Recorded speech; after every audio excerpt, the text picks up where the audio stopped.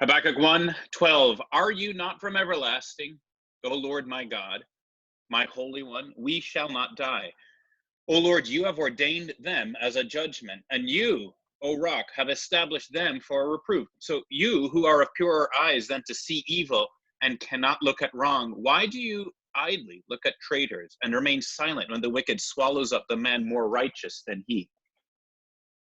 You make mankind like the fish of the sea, like crawling things that have no ruler. He brings all of them up with a hook, and he drags them out with his net. He gathers them in his dragnet. So he rejoices and is glad. Therefore he sacrifices to his net and makes offerings to his dragnet. For by them he lives in luxury, and his food is rich. Is he then to keep on emptying his net and mercilessly killing nations forever? And chapter 2. I'll take my stand at my watchpost and station myself on the tower and look out to see what he will say to me and what I will answer concerning my complaint.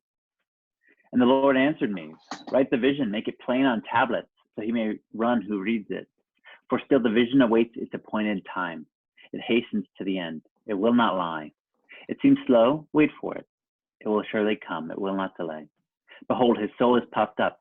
It is not upright within him, but the righteous shall live by faith. Moreover, wine is a traitor, an arrogant man who is never at rest. His greed is as wide as Sheol. Like death, he has never enough. He gathers for himself all nations and collects as his own all people. I have to mute my microphone when I tried to clear my throat there. We're continuing in this Habakkuk series. This is the portion when Habakkuk now speaks again in a Q&A format with the Lord God. So here he is engaging God again. And if you're just joining us, this is a book. It's a prophetic book in the Old Testament where there's like a Q&A or a back and forth dialogue between Habakkuk, excuse me, and the Lord. So Habakkuk has asked him, just to bring you up to speed, God, how long? Why won't you act as it relates to the injustice in the nation of Judah? And God has answered by saying, I'm raising up the Chaldeans. And that's what we looked at yesterday. And this now begins right here in verse 12, Habakkuk's other question for God. So Habakkuk now speaks to God, and we'll notice that there's a section here where in chapter 2, verse 2, God is going to speak again. Where it says, the Lord answered me. Certainly, there are some repeated themes in here that we should talk about, gentlemen. I'd love to hear your thoughts on it, but what a shocking, sort of a pretty epic feeling text, right? Habakkuk has a second issue now, or question, and right at the end, he says, I'm just going to chill out here for a little bit, and I'm going to see what God is going to answer me. Okay, so this is clearly a dialogue and a back and forth. What things stand out to you guys? I think, in verse 12, when it starts with Habakkuk's response, the repetition of the names of God, kind of throws in, I don't know, it's like 4 or 5 different statements of God's character, his identity, before he launches into, his concern, his complaint. Like he's really acknowledging who God is. Like, you are everlasting, Yahweh, my God, oh Lord, my God, Holy One, oh Yahweh, there again.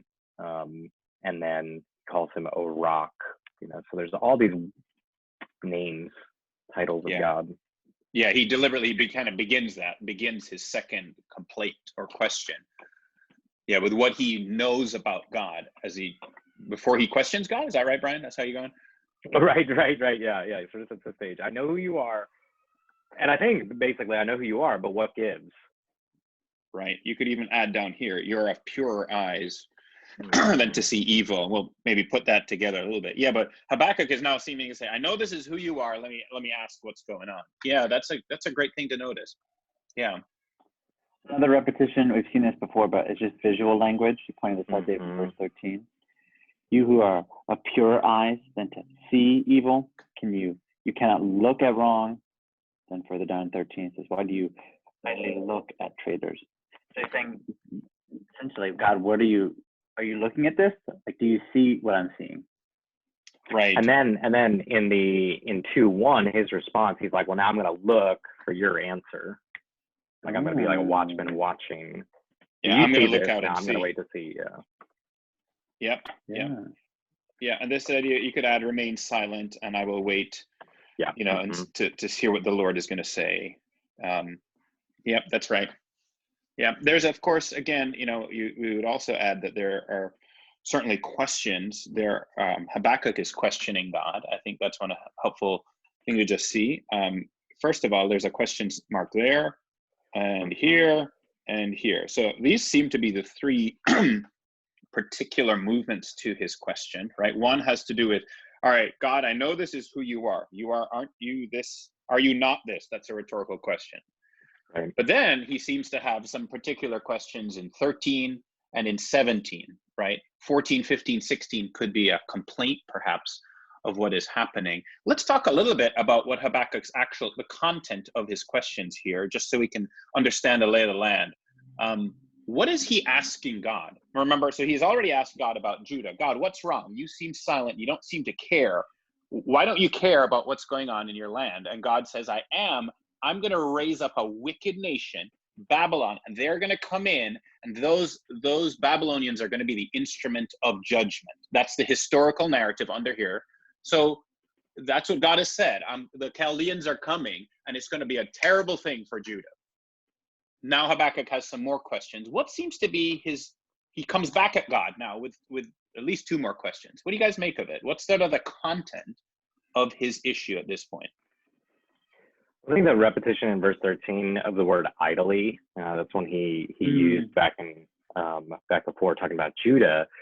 But it's the same content of the question. Well, wait a minute. Why aren't you doing anything about the unrighteousness among your people? And he's like, well, whoa, wait a minute. Why aren't you doing anything about the even greater, wickeder unrighteousness of these people? Right. Okay. Yeah. So he seems to be wondering about now, okay, so the issue has somewhat shifted to Babylon. Okay. Well, I think that word idly is really helpful because, what does it mean to be idle? It means to do nothing. I think that the content of this is, why will you do nothing? Or are you going to do nothing about this? God, aren't you going to act? Right. Right. Yeah. And again, that idly look at traitors, you're saying he's talking about the Chaldeans. Is that right, Brian? Just Yeah. Sorry, go ahead, Link. Yeah, and he builds on that with the second question, 17. Is he referring to the Chaldeans or Babylonians? Is he then to keep on emptying his nets and mercilessly killing nations forever? So he's saying, you're going to destroy Israel with his unrighteous nation. Are they going to keep doing this forever? Will injustice be perpetuated? Right. Okay. So here are the three question marks. Yeah, that's right. So down here in verse 17, he seems to be like, God, aren't you going to do anything about this wicked nation, Babylon, who is going to, and there's a description here in the middle of what Babylon does and what Babylonians do.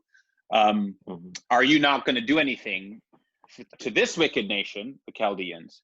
But it seems like here in the second question we have here, it seems like Habakkuk has an issue a little bit with God, or he seems to question here, so it's not just idly looking at traitors, Brian. The second question, number 2 there is, are you going to remain silent when the wicked swallows up the man more righteous than he? Right. So I think Habakkuk is saying, remember, question 1, God, are you going to judge? Are you going to do anything about the injustice in Judah?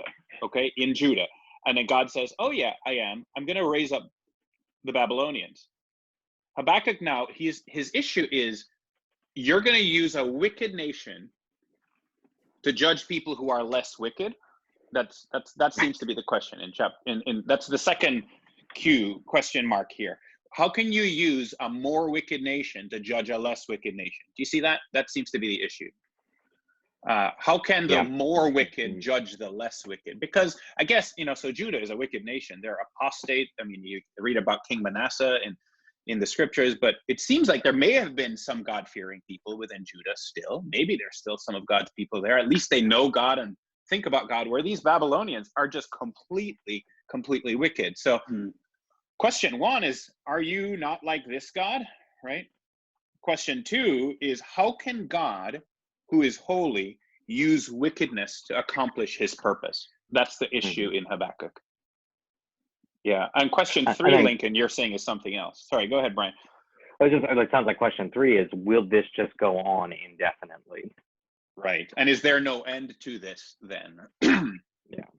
Is there no, will Babylon just keep on doing this stuff? Is there no end to the Babylonians? Yeah. Yeah, that's good.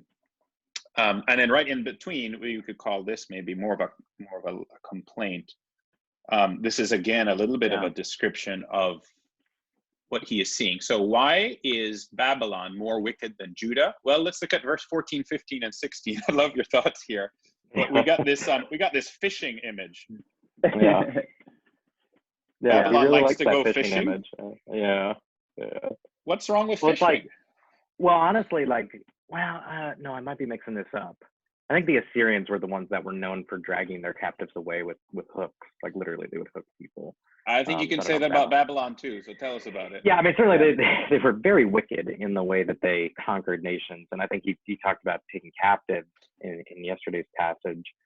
But there's that sense that they're just collecting people as if though they're fish. Yeah.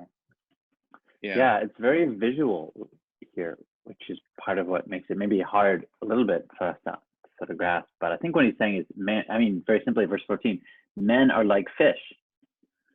Right. Men are like fish sort of swimming in the sea. And then in the midst of that, there's this force that drags them away, which that force is the Babylonians.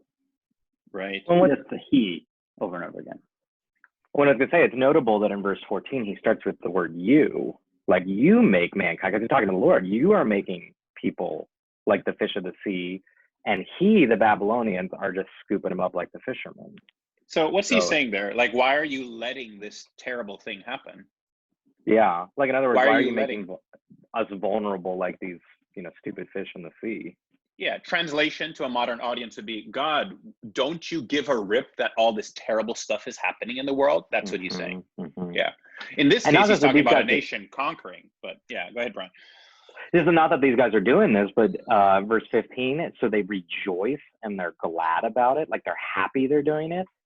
Verse 16, they live in luxury and they're living like kings. Their food is rich, that they're getting blessing from harming other people.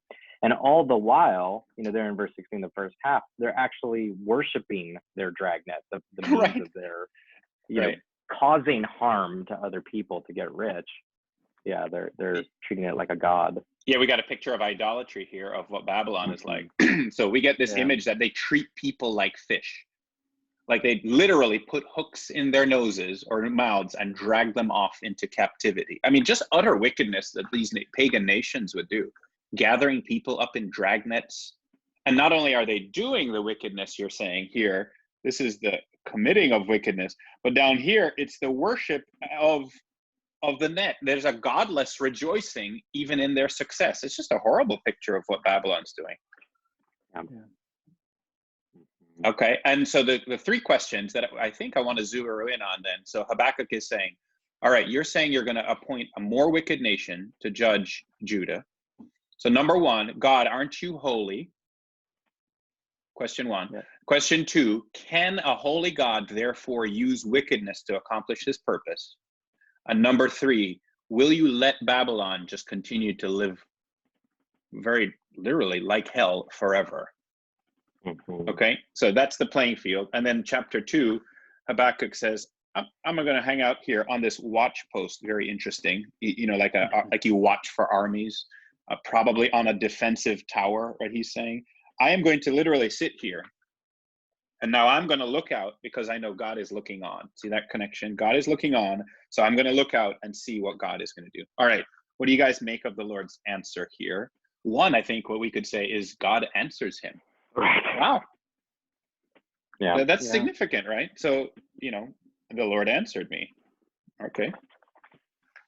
What do you make of maybe the content now? If we move into Habakkuk chapter 2, we have this Q&A thing. How does God engage him this time? Similar, different? I don't know. What stands out? Well, I think some of the things that catch my attention in verse 3 is the speed language again. Yeah. Still the vision awaits. It's appointed time, so there is a time scheduled for this thing to be fulfilled. God has a plan, but it's hastening. Like, so there's a speed word, but then he sort of, I don't know, qualifies. It says, if it seems slow, another speed word, wait for it because it will come. It will not delay. It's going to happen right on time. Yeah. Yeah. So God I think we looked at it answers. yesterday. The speed of the Babylonians, like Right. whipping in, and saying, well, look, Right. this thing is going to come. This thing is going to come at its time. Right on That's time. right. Yeah. Okay. Yeah. So this idea of God's purpose is also going to be hastening. There's going to be a contrast later. You'll see it tomorrow, Lord willing, in terms of the Babylonian army that's coming and God saying, "Oh yeah, I'm coming." There's a parallel here in Habakkuk. But you're saying that the purpose of God is also coming, but it seems slow. That's interesting. Yeah. So comparison and contrast there. Good. Yeah. Other thing? Yeah. It's coming quickly. It's also coming publicly. That's the emphasis, I think, in verse 2, right? God tells him to write the vision, to make it plain on tablets, so that he who reads it. So it's saying, what God's saying is saying, this little interaction you and I are having, share this, make it public. Write it down. I don't know, maybe put it on Instagram. That's my translation. Yes, ancient Near Eastern tablet. Yeah, 21st century Instagram. Yeah, and I'm also struck down here that it will surely come. So there's a certainty to God's purpose, although it perhaps seems slow. It is coming, and there's a publicness to it. Again, the Lord speaks to Habakkuk here, and we get in response to his questions, we get again these imperatives, right? That happened in chapter 1 earlier. So it's write this, make it plain, and wait for it. Those are 3 imperatives that we get. Write this down and wait for this to happen. Yeah. Maybe a quick question. In verse 2 there, the purpose of making it plain and everything is that so he may run who reads it, so the one who reads it, that he may run. Again, there's sort of that speed movement language. I'm not sure quite what to make of that verb, that he may run. Like what he means by that. You guys have any thoughts? Yeah, that's a good question. It seems like he may speed forward into heralding it is probably how I initially read that. But I don't think it's the word flee. Is that what you're asking? Like he may run away who reads it? Yeah, I didn't think that either. But yeah, just to clarify. Yeah, so perhaps the proclaiming the message and everything, which incidentally is happening, as Habakkuk wrote this down, and even we're reading it now. I think it's saying that it was meant to be inscripturated. So write this down, make it plain so that this can speed ahead out there to people. Yeah, I think so. So Habakkuk is a prophet who knew that the Lord is writing scripture, so he should make this a public thing for the community of God's people, perhaps. Which is the thing that happens all over the prophets as well as in the New Testament, particularly the book of Revelation, same kind of thing. Yeah. God who speaks through a prophet tells them to write it down. Yeah. Okay. So now we need to talk a little bit about the fact that in 3, 4, and 5 of chapter 2, there is this contrast that is happening. So there's the actual coming of God's answer. Behold, his soul is puffed up; it is not upright within him. Verse 4. So we seem to get this contrasting language with that word "but." And that verse is huge. Yeah. We can talk about this a little bit, but we have the arrogant man, greed, death. He gathers for himself all nations and collects as his own all peoples. He gathers for himself like death. He has never enough. So we have this idea of people who are puffed up and arrogant, right? They're puffed up and arrogant. But we have in verse 4 a very, very, very, very significant verse as far as the entire scriptures, which we should probably talk about that. So in God's response, he is going to give Habakkuk very satisfying answers you're going to see to these questions. Is God holy? Well, I think the first question over here is rhetorical, right? Habakkuk is reminding himself of what he knows about God. God's holy. God is from everlasting. God is a rock. God is pure eyes. So God doesn't tolerate sin. That's what Habakkuk is saying. Question 1 over there on the left. Question 2, can God use wickedness to judge wickedness? And will this happen forever? God's going to give, I think, more satisfying answers to him. But it's interesting that in verse 4 we have, well, this answer, which we should talk about. His soul is puffed up; it is not upright within him. That's the them. But the righteous will live by faith. Ooh, let's talk about that, because that's where he starts now to talk about an actual movement for the people of God. What do you guys make of that? Well, the contrast itself, it's helpful just to pause and say what is being contrasted. It's this idea that his soul is puffed up, or I think upright can also be translated bent, like he is bent, kind of corrupted. But it's like pride is being contrasted with living by faith. So either there's two options here. Either you're like the Babylonian, that you're proud, you're swelled up, puffed up, in yourself, or you're going to live by faith. You're going to live by trusting the promises and the character of God. Yeah, that's right. Yeah. I think it's contrasting how to live right with God. It's saying the Babylonians are not right with God because they are puffed up, trusting in themselves. But those who are going to be right with God are going to trust in God. They'll live by faith. Wow. Yeah. Which is just such a shocking, for God to say that to Habakkuk right now. It's like a hard pill to swallow, kind of in where we're at in the narrative of the book. Right. Because he didn't really explain, he explained what was going to happen, but all the mechanics behind it, God has not explained yet. He's basically saying, you need to trust me. That's the marker of the righteousness, is that, those things you said about my character, that you stand on those things. And that's right. And it's an interesting thing. He's saying something very, very important here. He's saying that the true community of the people of God are always a community that look at God and they stand and they live by taking God at his word and who he is, and trusting God. And I think he is going to give very satisfying answers, but we need to recognize that has to be the very first answer that we give. Right. Otherwise, God is not God. It's like going to, we've talked, you can't say, let's go talk to God, who is the definition of justice, about why he's not being just. That's weird, right? You can't be like, well, because God is the person from whom we defined what is just. So you can't go to the standard of Greenwich time with your little Mickey Mouse watch and be like, I don't think that watch is right because my watch is I feel like, we're a little bit out of sync here. Well, no. That clock is the thing that your stupid watch derives its time from. So you don't go to God, the definition of justice, and say, hey, are you acting unjust? Because then where you get your definition of justice from.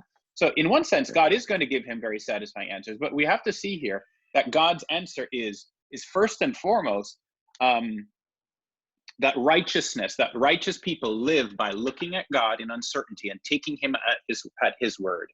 And trusting in who he is. So much so that that little blurb, New Testament writers are incredibly taken with this part of the Bible. Oh, yeah. Right? Oh, my gosh. Let's talk about that. The righteous shall live by faith. You could argue that the second half of verse 4 is really, that's the book of Romans. Right. But the whole book of Romans is built around that. It's quoted in 1:17, that the righteous shall live by faith. And Paul goes on to unpack that in more detail.